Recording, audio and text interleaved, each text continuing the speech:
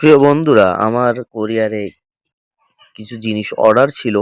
তো অর্ডারটা দিতে আসছিল। তো আমাকে যেতে হবে নদী পার হয়ে শহরে।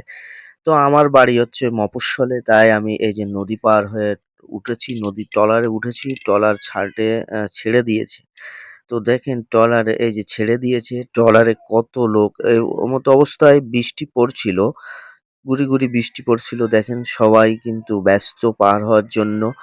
তো নদীমাতৃক দেশ আমাদের। আমাদের নদীর পার হতে হয় প্রতিদিনই শহরে আসতে গেলে।